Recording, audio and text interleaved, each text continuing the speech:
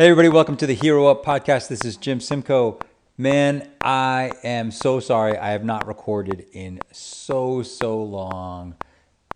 I feel like a bad friend. I must apologize. It's just been an absolute crazy time the last 3-4 months since I recorded with Blake sitting outside, but I am back. We am fully back. This is the big comeback. I've learned a lot in the last 3 months, and I'm excited to share a lot of that stuff with you guys.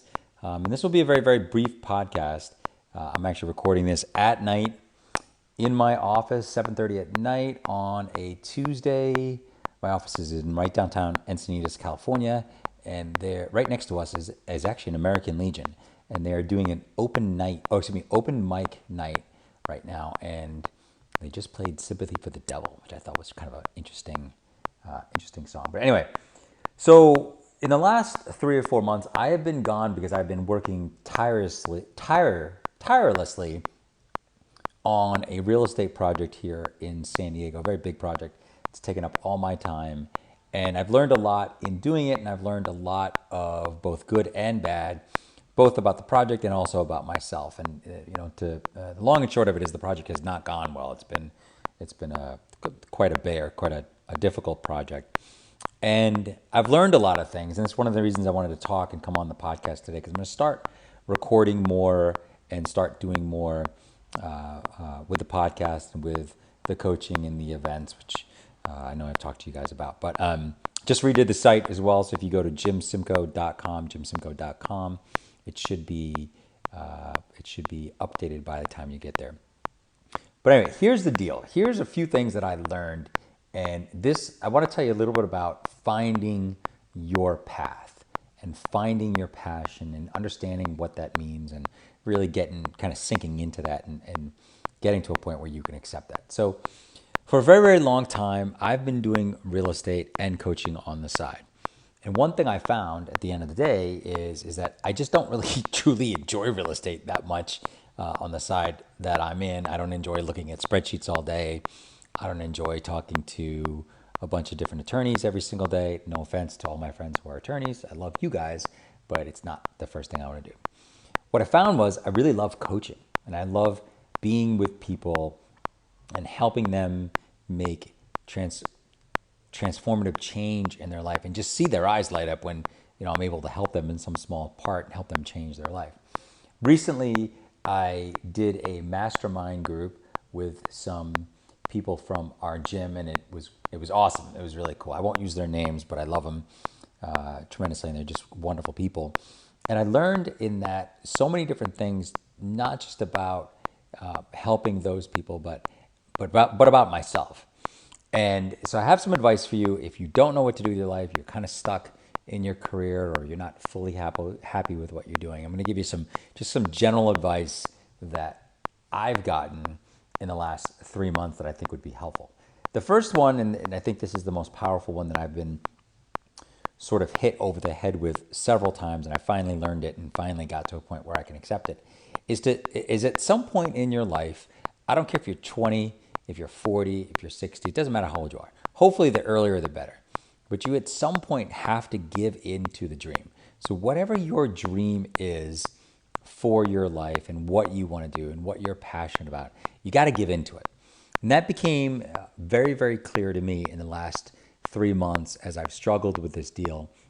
I've just started taking a step back and looking at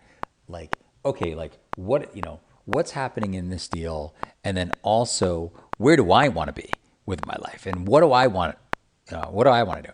And what I kind of found out was that my dream of coaching people and running transformative events and doing speaking and helping people live better lives and helping other people find their purpose and help their relationships and build their confidence. All of those things, if you pictured them all together, they were kind of like a big balloon, right? A big balloon. And I'd spent so much time and energy holding that balloon underwater and trying to keep it underwater and focus in this other area that I thought would make more sense. And really what I found was at some point is that you got to let go and you got to give into the dream. And I've been able to fully do that recently, thank God, with the love and the support of my wife, my family, and my friends, and really kind of just succumbed to the fact that At the end of the day, I'm a coach. I love coaching. I love helping people in that way. And while I hate the term life coach, I've never liked that term. I like the term performance coach or confidence coach. Never liked the term life coach. But at the end of the day, I'm here to help people make their lives better. And I couldn't stop doing that if I wanted to. It's kind of like that balloon that I've been holding underwater and trying to keep it submerged. At some point, you have got to, you got to let go, let that balloon go, and just give in to whatever your dream is. So no matter how crazy your dream is or how, wild you think it is, at some point you have to let go and you have to try, because if you don't, you're always going to wonder what happened, like what could it have been, and I know I've talked about that before, but I think that's such a powerful thing is like when I die, I don't want to have any regrets about things I didn't do. Like I don't mind having regrets about things I did or mistakes I made or whatever, but I don't ever want to think about like, oh Jesus, I should have done this and I didn't. So that's a big thing, and I would highly recommend that you kind of follow that mantra as well. The second thing is to not be afraid of failure, right? So if you're chasing a new dream, doing something totally different, then you have to be willing to fail, and you can't be afraid of failure. And I've seen failure up front. I've seen what it looks like, financially, emotionally, just it can be all encompassing depending on how you look at it. But you have to be able to be willing to fail and pick yourself back up and start again and keep chasing that dream. Now, and if you have a hard time figuring out what your dream is, well, you're in luck, because I'm actually putting out a course here pretty soon about how to figure out what your dream is, because a lot of people don't know what their dream is.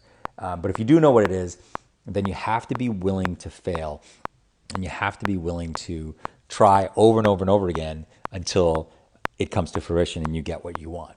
So, and I know that kind of sounds cheesy, but I don't know. I'm a product of the 80s, so there you go. The third thing on all this, which has really helped me in my life, and especially this year, because 2019 has just been one hell of a year for me in so many different ways. But the third thing is to be able to keep perspective on things in your life and really what's important and what's not important. And I was talking to someone about this recently, and she basically helped me through this. And basically, I wrote out like this hierarchy of importance. So I, wrote a triangle, and at the very top of the triangle, and I would recommend you guys do this too. At the very top of the triangle, I wrote family. So for me, that's my wife and my daughters. Right underneath that, I wrote health. So my physical health. Right below that, I wrote my beliefs. And then below that, I wrote money, my financial life. And below that, I wrote what people think. So when I look at this hierarchy of importance, I see that no matter what, my family comes before anything else. It actually even comes before my health, because I would happily lay down my life for my kids and for my wife, right? So my family, then it's my health, and then right below my health is my beliefs. So like, what do I actually believe in? Like, sure, could I go make a lot of money if I went to the corporate world and sold, Jesus, I don't know, say I sold guns, like sold AR-15s, like, yeah, sure, I could probably do that. But it would go against my belief system completely. So my beliefs are right below my health and very high up on the list. And then right below that is my financial life and my money life. And obviously that's not gonna, for me, that's not gonna come above my beliefs. It's not gonna come above my health. It's not gonna come above my family. And then way below that is what other people think of me. So, as much as I might not like it, there are tons of people in the world who don't like me, who think that, I don't know, that I'm full of shit, or, they don't like me for whatever reason. Luckily, there's a lot of people who do like me, and I'm lucky that they do. So focusing on what other people think is just a losing proposition, because you could have 1,000 people like you, and then one person doesn't like you, and it's that one person that's going to bother you. So for me, the exercise of keeping perspective and writing a hierarchy of importance was really, really, really key. And then the fourth thing is to do what you were born to do. And part of giving into your dream and just giving into the dream is to figure out, okay, what were you born to do? Like, so for me, I know I was born to coach. So believe me, and there's tons of stuff that I was not born to do and that I suck at. But I feel like coaching, doing events, helping people transform their lives, build confidence, those are things that I was born to do and I feel pretty good about and I love doing and I could do at any time of the day. I don't get tired doing it. I really love it. So figure out what you were born to do and start going that direction. And then what I'm going to offer to people is like, if you're not sure what that is, if you're not sure what you're born to do, but you're dying to know, then book a call with me. So get in touch with me. You can go to jimsimcoe.com.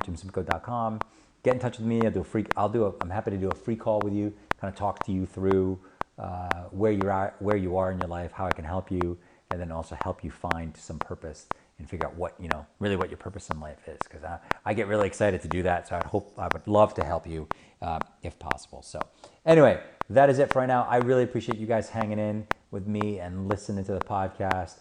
And I'm going to be recording and writing a lot more soon. I kind of feel like the floodgates are wide open now, and I'm really excited about the upcoming year and what it holds for me and what it holds for all of us. So thank you so much, and I'll talk to you soon.